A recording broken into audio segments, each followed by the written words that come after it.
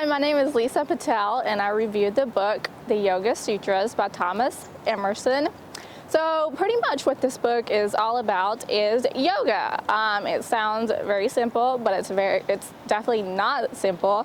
In the Western Hemisphere, especially in the United States, we see yoga as a movement, as just different stretching exercises, and yoga is definitely much more.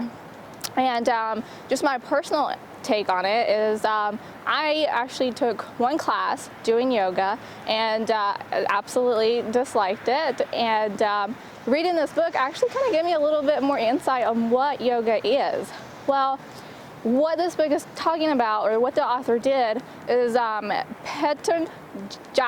Patanjali, who is a Indian guy that was around in 200 BC, about 3,000 years ago. He was a master at what he did, which is yoga, and he was considered as a brilliant person in India.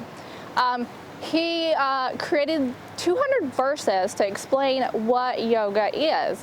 Well, the verses are very complicated, very, very complicated. And what the author did, Thomas, was he took that and he broke them down to try to explain the meaning of what these verses are. So that's what the book is about.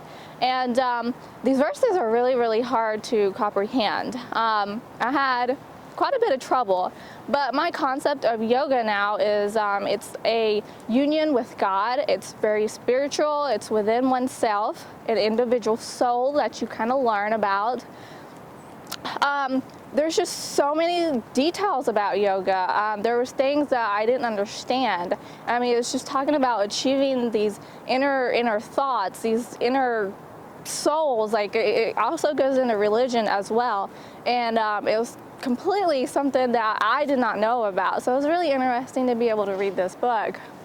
The whole concept was just breaking down the concepts of the verses. And there's 8 branches of yoga that were spoke about in the book itself. My overall opinion is definitely a little bit better than what it was in the beginning, just because I thought yoga was just a movement. But it's just trying to find your inner self, and there's just so many different things. There's different ways of trying to achieve it. They speak about vibrations and the word Om. And within the Indian religion, Om is a god, but in yoga, Om is a way to meditate, and it's a vibration that you use to try to get yourself in that spirit. But overall, this was a really exciting book, and I know that I'm not into yoga as much, but it gave me a different insight on this overall subject of what yoga is.